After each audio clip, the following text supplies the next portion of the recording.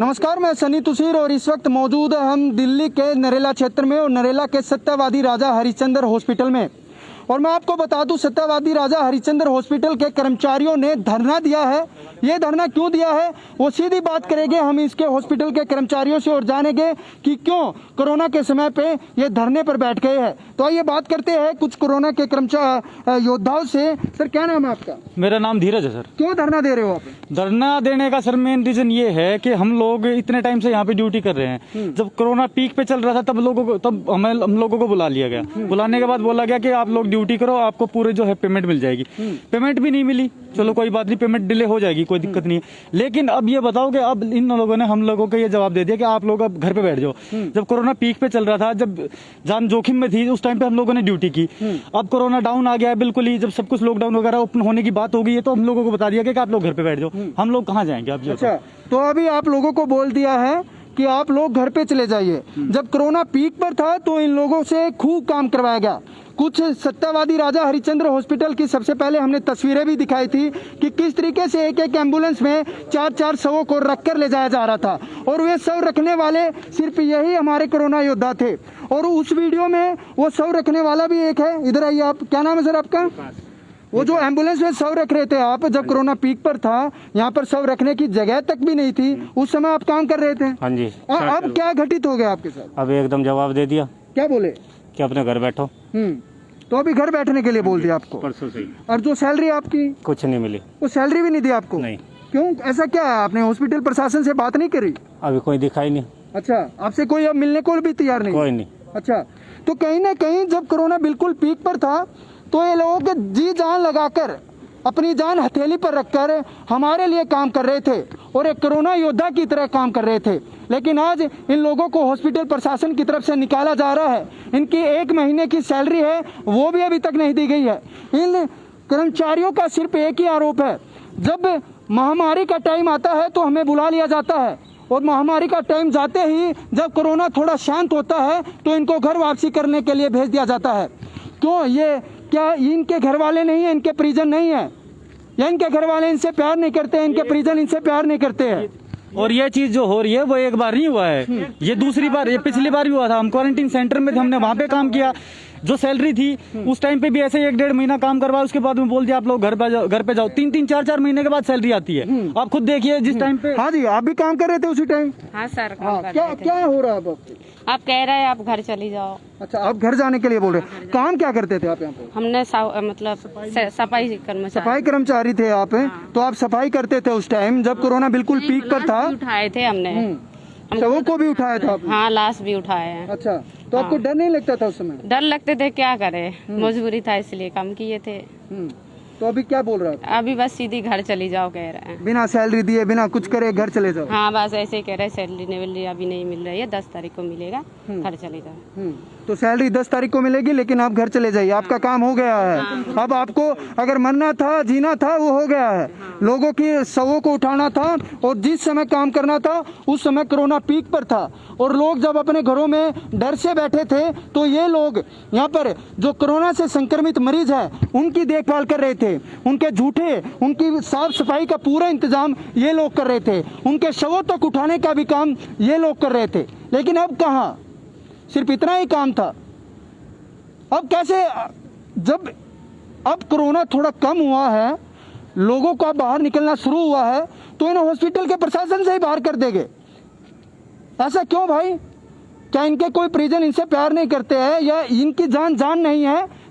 ऐसा क्यों हो रहा है? बरवाते ऑक्सीजन सिलेंडर बरवाते हमारे हाथ भी टूट गए, चोट लग गई, पैर भी टूटते हैं। ये आपका हाथ टूटा है? कैसे टूटा यार? ये सिलेंडर उठाने में हाथ टूटा। ये देख सकते हैं, जब ऑक्सीजन की किल्लत हो रही थी, महामारी फैली थी, तब ये ऑक्सीजन के सिलेंडर उठाते थे भारी भारी। कितना वजन होगा? कम से कम 60-70 किलो है। 60-70 किलो वजन था। तो तब आपके हाथ में ये चोट लगी है। शवों को आप उठा रहे थे उस टाइम में? एक दिन में 10-10 लाशें उठाई है। एक दिन में 10-10 लाशें? 4 बंदों ने 10 लाशें उठाई है एक दिन में। मतलब की एक सूट के अंदर 50-50 सिलेंडर भरे थे, 100-100 सिलेंडर भर। हमारे आने से पहले कमरों में 6-6, 7-7 लाश 5-6 दिन से ऐसी पड़ी हुई थी, कोई नहीं उठाने वाला था। जब हम आए, हमसे सारा लाश उठवाए, बदबू उसमें सड़ गई थी, बदबू इतनी गंदी आने लगी, कमरों में सारा खून गिरा पड़ा था। वो खून हमने सारा कमरा धोया है, अच्छे से साफ किया है ताकि किसी को इन्फेक्शन ना हो।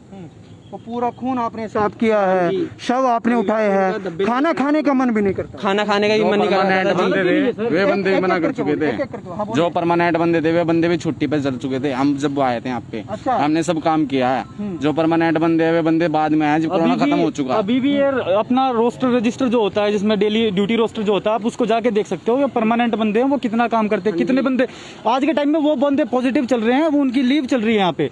और हम लोग जो है हम पॉजिटिव हो जाएं या नेगेटिव हो जाएं या मर जाएं, कोई किसी को कोई फर्क नहीं पड़ता। आपसे प्रशासन को कोई फर्क नहीं पड़ता।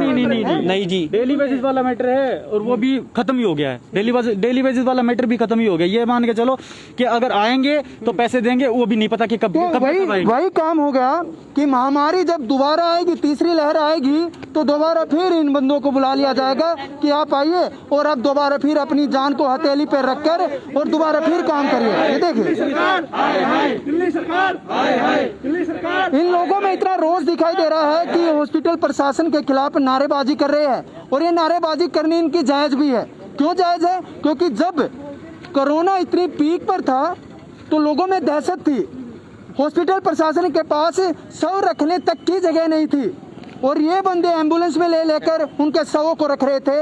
और आज जब सब कुछ शांत हो गया है, अनलॉक दोबारा से शुरू होने वाला है, तो इन लोगों को बोल दिया है कि आप अपने घर जाइए, अभी आपकी ज़रूरत नहीं है, जब ज़रूरत होगी तब आपको बुला लेंगे। अगर उस समय आपकी कोरोना, भगवान ना करे ऐसा कि उस समय आपको कोई पॉजिटिव हो जाता और आपकी डेथ हो जाती, तो आप क्या करते?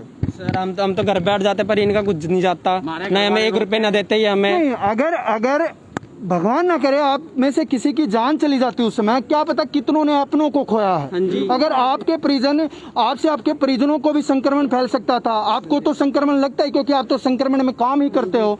तो अगर आपके परिजन की भगवान ना करे जान चली जाती तो उसका हर्जाना ये भरने को तैयार नहीं जी, कभी नहीं। इन्हें कोई अपने सिर पे लेने के लिए पहले भी एक हमारा स्वीपर भाई ऐसे गया, उसको कहा गया था कि 1 करोड़ रुपया दिया जाएगा, जैसे केजरीवाल सर ने बोला था, तो उसको कुछ नहीं मिला। यहाँ हमारे एनओए ने पैसा इकट्ठा करके उसको 50 लाख रुपए जब दिया गया था, किसी ने कुछ नहीं दिया गया। हमने खुद अपने पैसे इकट्ठे करे गए थे, जो वर्कर थे परमानेंट थे, जो हम छोटे वर्कर थे, सबने अपनी जेब से पे। चलिए लास्ट, अब एक बात बताइए, आपकी आखिरी मांग क्या है? आप क्या हॉस्पिटल प्रशासन से आप क्या मांगना चाहते हैं? हमें ड्यूटी परमानेंट चाहिए। हम एक बात कहो, अगर हमने इनके मतलब एक इमरजेंसी टाइम में अगर हमने काम किया तो हमें अब ये जो रिलायबिलिटी वाला टाइम है, जिस टाइम पे हमें लगता है कि भाई यहाँ थोड़ी सी रिलैक्सेशन हो गई है सभी चीज़ की, तो उस टाइम पे तो ड्यूटी चाहिए। हम कहाँ जाएंगे, कहाँ जाके मरेंगे, ये बताइए। तो आप अभी यही चाहते हो कि जब हमने कोरोना पीक पर था तब अपना रोजगार नहीं छोड़ा, तब अपनी जान की बेफिक्र होकर हम काम करते रहे, तो अब हमें क्यों निकाला जा रहा है? यही मांग है और यही मांग ये दिल्ली सरकार से कर रहे हैं, हॉस्पिटल प्रशासन से कर रहे हैं। हाँ जी, क्या कहना चाह रहे हैं? सर, इनसे आधे घंटे किट नहीं पहना जाता था, हम 3-3, 4-4 घंटे किट पहन के रहा करते थे, पूरा हम चक्कर से आने लगता था। ड्यूटी में 5-5 घंटे किट पहनी सर, 6 घंटे की ड्यूटी, 5-5 घंटे चक्कर तक आ जाते थे, अंदर बंदे बेहोश होके गिरे हैं। इतनी गर्मी होती थी पीपी किट में, आपको तो पता ही होगा कि मतलब हवा सांस पानी कुछ नहीं ले सकते आप। और उस टाइम पे अगर उसको पहन के जब पसीना पसीना होते हो ना, तो ये यहाँ से लेकर के यहाँ तक, ये पैरों में जो जूते होते हैं, चप्पल होते हैं, भीग जाती है, पसीना नीचे चलने लग जाता है। इतनी गर्मी में काम करते थे और लेकिन उसका कोई फर्क नहीं पड़ता। जब भी हमें कुछ दवाई वगैरह की जरूरत पड़ती थी तो वो दवाई भी नहीं मिलती थी, वो डिस्ट्रीब्यूट कर देते थे, खराब हो जाती है, उसको फेंक देते हैं। जब हमें कुछ जरूरत पड़ती है तो हमें दवाई नहीं मिलती, बोलते हैं पर्ची लिखवा के लाओ।